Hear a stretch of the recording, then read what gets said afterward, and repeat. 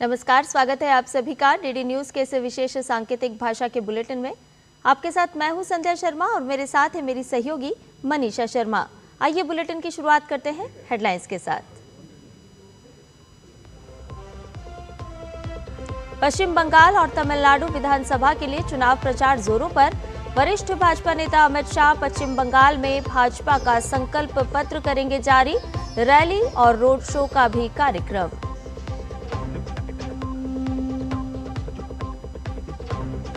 नीतीश कुमार आज राज्यसभा के सदस्य के रूप में लेंगे शपथ। बिहार के नए मुख्यमंत्री के नाम पर आज दिल्ली में जारी रहेगा चर्चाओं का दौर।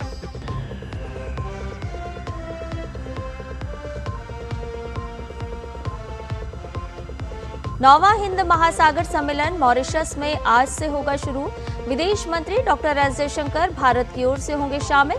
डॉक्टर एस जयशंकर ने मॉरिशस के प्रधानमंत्री डॉक्टर नवीन रामगुलम के साथ द्विपक्षीय संबंधों पर की चर्चा।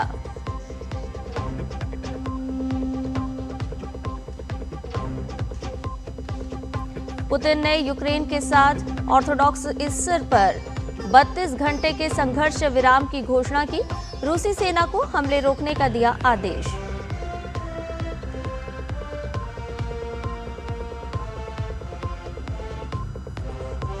लेबनान से सीधी बातचीत शुरू करेगा इजराइल। अमेरिका और ईरान के बीच शांति वार्ता आज से होगी शुरू। उपराष्ट्रपति जेडी वेंस अमेरिका का करेंगे नेतृत्व।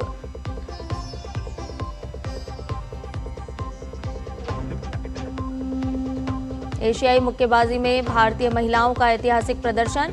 4 स्वर्ण पदक समेत कुल 10 पदक जीत प्रतियोगिता में हासिल किया शीर्ष स्थान।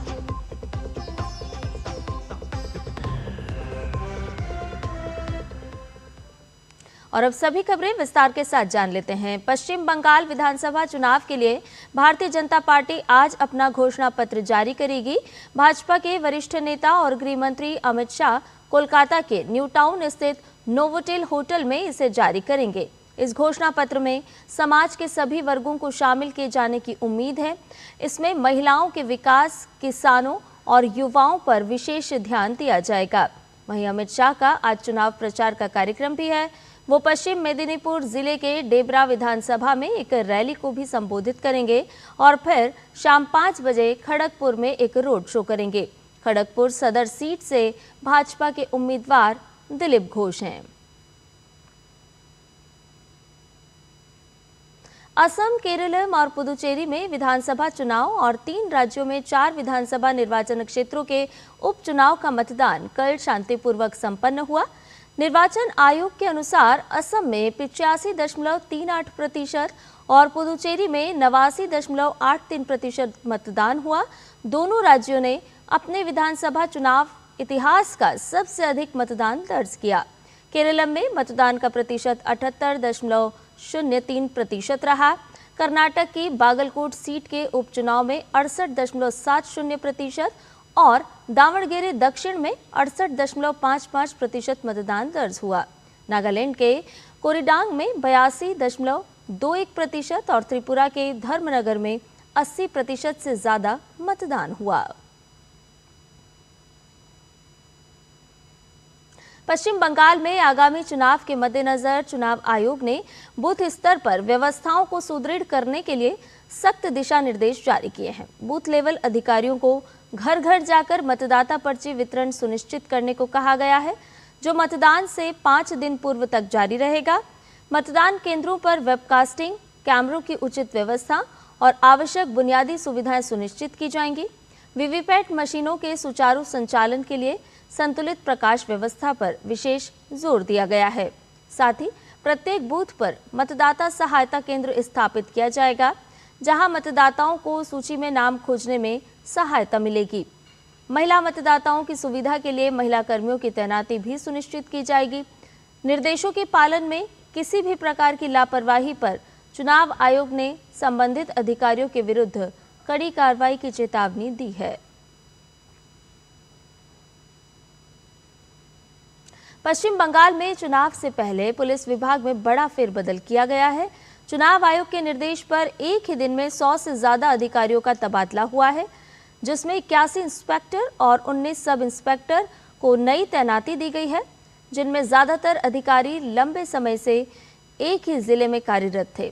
आयोग ने स्पष्ट किया है कि ट्रांसफर किए गए सब इंस्पेक्टर चुनाव ड्यूटी में शामिल नहीं होंगे। सभी अधिकारियों को 10 अप्रैल तक नई जिम्मेदारी संभालते हुए कंप्लायंस रिपोर्ट जमा करनी होगी।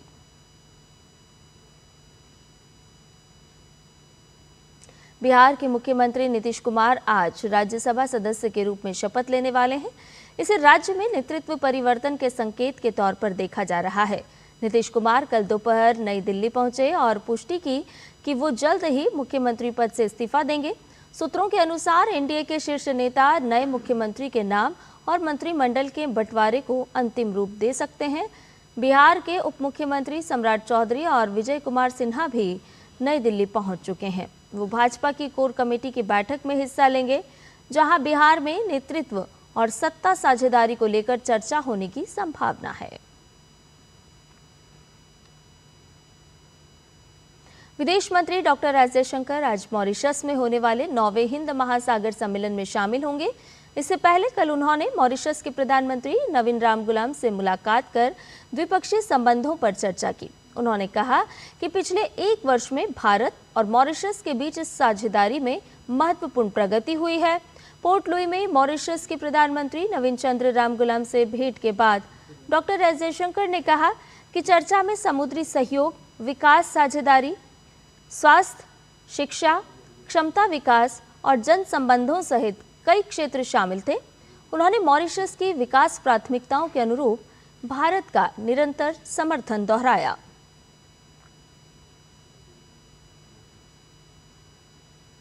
विदेश सचिव विक्रम मिस्री ने वॉशिंगटन डीसी में आर्थिक मामलों के लिए अमेरिकी अवर विदेश सचिव जैकब हेलबर्ग के साथ मुलाकात की।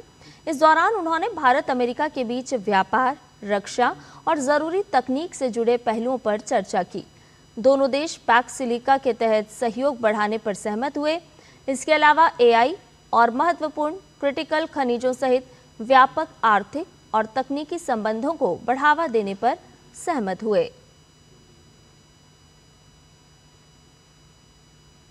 राष्ट्रपति ने गुरुवार को केंद्रीय सशस्त्र पुलिस बल सामान्य प्रशासन विधेयक 2026 को मंजूरी दे दी है। इस विधेयक के लागू होने के साथ ही अब देश के केंद्रीय सशस्त्र पुलिस बलों के प्रशासनिक ढांचे और कार्यप्रणाली में बड़े बदलाव देखने को मिलेंगे। इसके साथ ही अब ये विधेयक कानून बन गया है।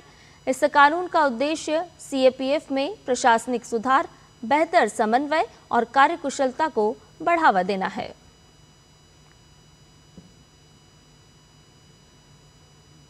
इजराइल और लेबनान के बीच जारी संघर्ष के बाद इजराइल के प्रधानमंत्री बेंजामिन नेतन्याहू ने लेबनान के साथ यथाशीघ्र वार्ता शुरू करने की मंजूरी दे दी है।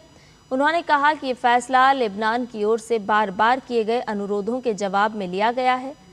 नेतन्याहू ने कहा कि प्रस्तावित बातचीत का मुख्य उद्देश्य हिजबुल्लाह को निरस्त्र करना और इजराइल लेबनान के बीच शांतिपूर्ण संबंध स्थापित करना होगा।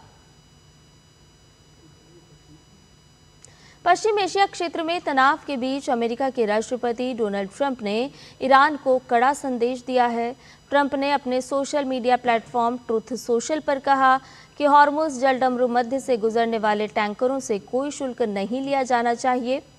उन्होंने चेतावनी देते हुए लिखा, अगर ऐसा हो रहा है तो तुरंत बंद किया जाए। गौरतलब है कि हॉर्मुज़ जलडमरू मध्य वैश्विक तेल आपूर्ति का अहम मार्ग है। ऐसे में इस पर किसी भी तरह का विवाद अंतर्राष्ट्रीय बाजार को प्रभावित कर सकता है।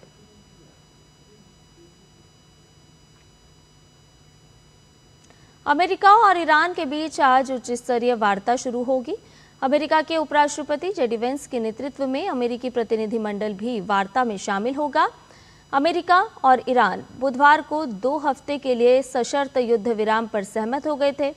इसके बाद मतभेदों को सुलझाने और मौजूदा युद्ध विराम को एक स्थायी शांति में तब्दील करने के लिए इस्लामाबाद में दोनों पक्षों के बीच बैठक होनी है।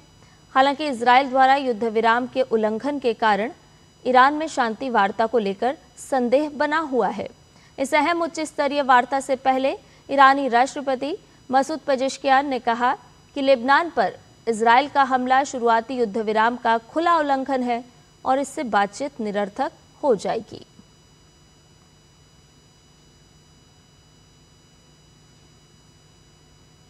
भारतीय महिला टीम ने एशियाई बॉक्सिंग चैंपियनशिप 2026 में ऐतिहासिक प्रदर्शन किया। भारतीय टीम ने कुल 10 पदक जीतकर मेडल चार्ट में शीर्ष स्थान हासिल किया, जिसमें 4 स्वर्ण, 2 रजत और 4 कांस्य पदक शामिल हैं। इस प्रदर्शन से टीम ने महाद्वीपीय स्तर पर अपनी बादशाहत साबित कर दी है। भारतीय बॉक्सर मीनाक्षी ने 48 किलोग्राम भार वर्ग में मंगोलिया की नोमुंडारी एनक अमगालन को 5-0 से हराकर दिन का पहला स्वर्ण पदक जीता। प्रीति ने 54 किलोग्राम वर्ग में चीनी ताइपे की हुआंग शियाओ वेन को 5-0 से हराकर शीर्ष स्थान हासिल किया।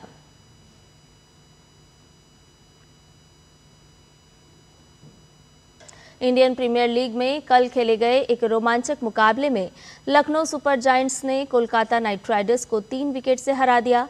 कोलकाता नाइट राइडर्स ने पहले बल्लेबाजी करते हुए 20 ओवर में 4 विकेट पर 181 रन बनाए। अंकुरिश रघुवंशी ने 45 और अजिंक्य रहाणे ने 41 रन की पारी खेली। जवाब में लखनऊ सुपर जायंट्स ने आखिरी गेंद पर जीत दर्ज की। लखनऊ के लिए मैच के हीरो मुकुल चौधरी रहे। मुकुल ने 27 गेंद में 54 रन की नाबाद पारी खेली।